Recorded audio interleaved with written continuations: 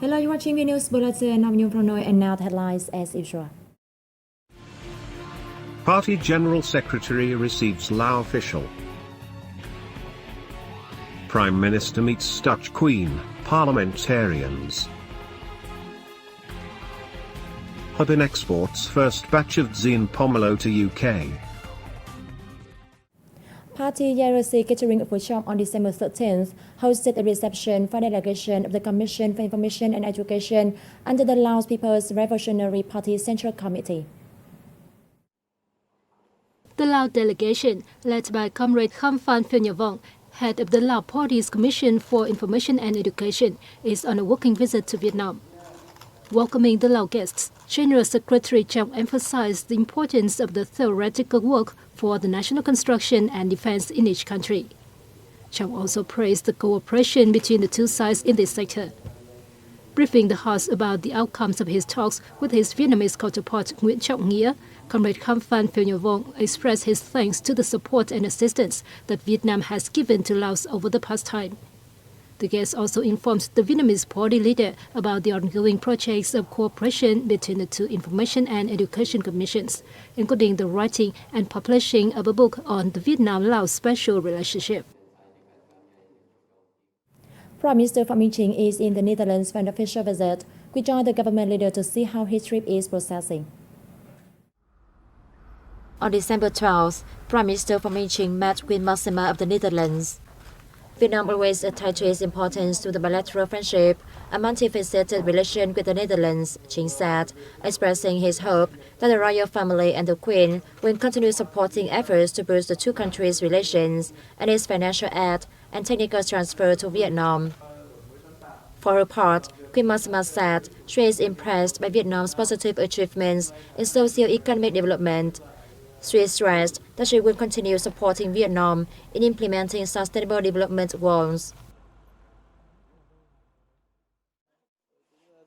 The same day, Prime Minister Phạm Minh Chính had a meeting with President of the Senate of the Netherlands, Jan Anthony Bruijn, and Speaker of the House of Representatives, Vera Bergkamp. Chính highlighted the fruitful development of the bilateral relations, affirming that Vietnam always attaches importance to and wishes to strengthen the comprehensive partnership with the Netherlands in all fields. For their part, the Dutch parliamentarian leader said they support Vietnam's role as a bridge, promoting relations between the Dutch Parliament and the ASEAN Inter-Parliamentary Assembly, and expressed their desire to promote cooperation between the two countries in responding to climate change.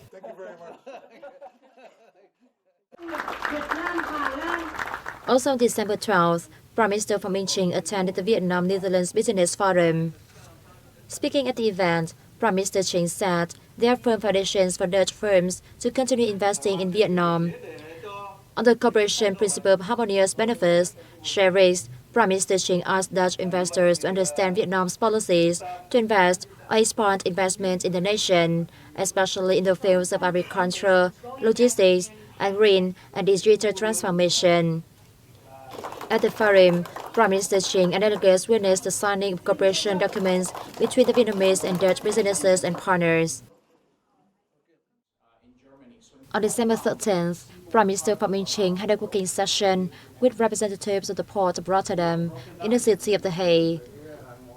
Rotterdam Port is considered the gateway to Europe, with 100 direct shipping services for 200 ports worldwide, including Vietnam.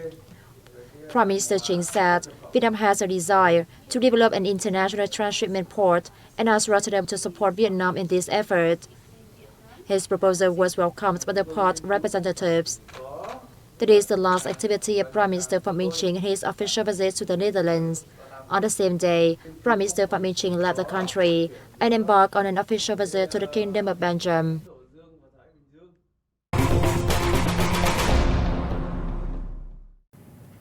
The 56th Hong Kong Brands and Products Expo, one of the largest outdoor exhibitions in Hong Kong, China, is now in full swing and offers major opportunities for Vietnamese companies.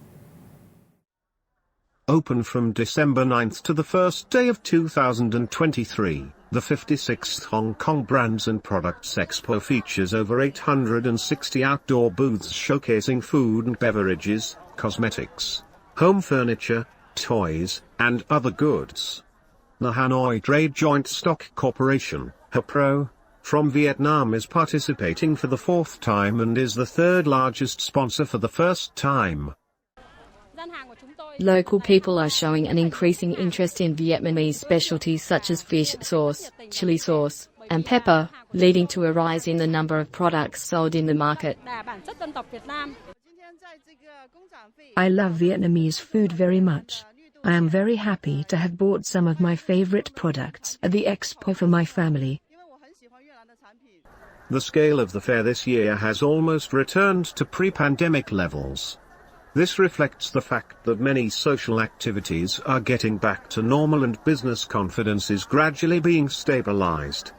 The exhibition is forecast to attract about 1 million people visiting and shopping, with sales expected to rise at least 30% from last year.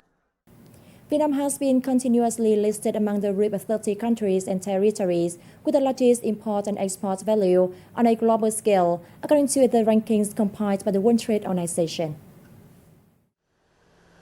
Vietnam's trade ranking has been improved constantly over the years, making a continuous presence in the group of countries and territories, boasting the largest import and export value.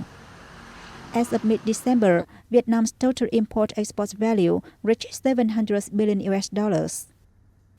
Most notably, although the rankings of ASEAN's member countries has yet to increase over the past few years, Vietnam's ranking has made remarkable progress. Accordingly, the Vietnamese export value of goods last year was at 23rd in the world, while imported values ranked 20th globally. Since 2019, the country has been placed second in ASEAN, surpassing both Thailand and Malaysia, and standing behind Singapore. The first batch of ZN pomelo from the northern province of Hòa Bình was exported to the UK on December 12th. The batch includes nearly 11 tons of ZN pomelo, produced by farmers in Yên Thủy district, Ngọc Lương commune. ZN pomelo plantations cover about 2,300 hectares, accounting for 45% of the total area in the province. Yên Thủy district alone is home to more than 800 hectares. In 2019, the National Office of Intellectual Property issued a trademark certificate for ZN pomelo in Yên Thủy district, of which 33 hectares of Đại Đồng Agricultural Cooperative were granted coast as certificate as meeting VietGap standard. As the UK is the most demanding market in Europe, and the shipment paves the way for the product to become more popular in the world. Green roads, green development, and the circular economy have become global trends to improve economic resilience and creativity. Key export markets of Vietnam have set out criteria and regulations requiring that Vietnamese exporters quickly transform as they embrace the green trends. Other countries' exports are unlikely to be able to compete in the global market in the future. Garments and textiles is one export industry likely to catch up with trends quite quickly. Greening from raw materials to promote sustainable and environmentally friendly development must be ensured, but the percentage of green products remains relatively low.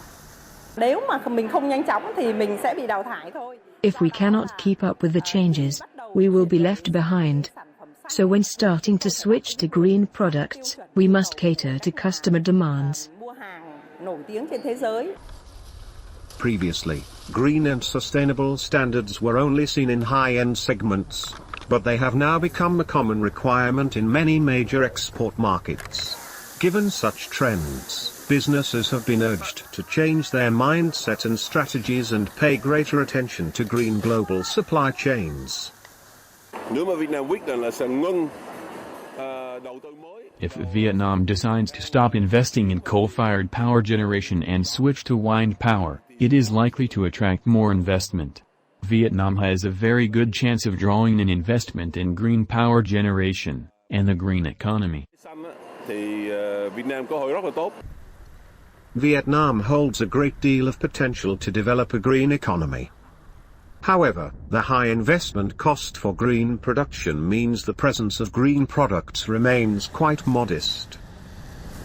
Just to enable us to exchange with our Vietnamese counterpart what is the experience of European company in this technology and how they can be adapted to the Vietnamese reality and how we can support also the Vietnamese company to take up these challenges, which will be a prerequisite for selling your goods to European consumer. And I recall to you that Europe is the biggest market in the world.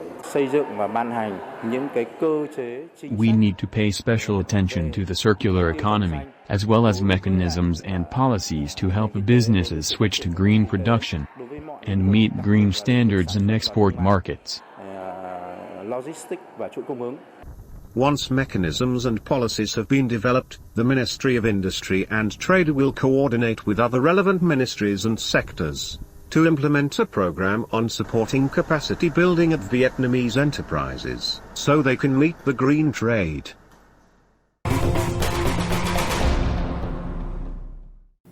As the majority people in Gia Lai province collect bamboo and rattan to make clothes for their gongs, apart from decorative purposes, with bamboo and rattan frames are made to preserve the musical instrument, which is native to the Central Highlands region. As gongs have long had an important role in the spiritual life of the Gia Rai ethnic minority in the border commune of Eor, Ia Rai district, local people are doing what they can do to preserve and promote the cultural values the instruments hold. Making clothes for gongs by weaving bamboo and rattans is part of such efforts. Gongs are an indispensable part of most rituals and cultural events of the Mi'kmaq people. We believe that gongs can produce a language that connects humans with the supernatural world. Weaving clothes for gongs protects a valuable asset of the locality. Local artisans are responsible for banding and shaping the clothing frames before passing them on to their children for weaving. They're also in charge of teaching the younger generation how to design patterns on this clothing. Weaving clothes for the gongs requires intense concentration and meticulousness. The glamour of a gong's outfit depends largely on the artisan's creativity. From materials such as bamboo and rattan, coupled with traditional weaving, local people have created a clothing craft for gongs.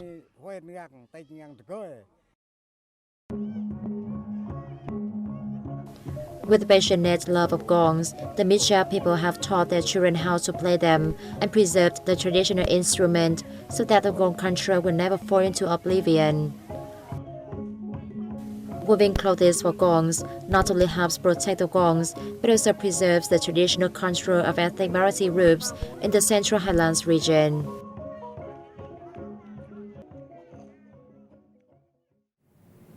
With the theme Bringing the World and Vietnam Closer Together, the second Ho Zo International Music Festival in Ho Chi Minh City featured more than 250 artists from the Republic of Korea, the UK, France, Spain, India, and the US, along with Vietnamese singers. Held along Nguyễn Huệ Pedestrian Mall, a popular spot in Ho Chi Minh City, the music show follows the successful organizations of the Ho Zo Festival in 2019. The festival brought an international atmosphere to the audience, giving them the chance to enjoy musical performances from domestic and foreign artists. Young and creative artists also took to the stage. A unique feature of the Ho Zo Festival is the combination of traditional Vietnamese music and contemporary music. The music festival looks to develop the local music industry as part of the city's cultural tourism development strategy to 2030. That is all for this hour. Thank you for watching and see you next time.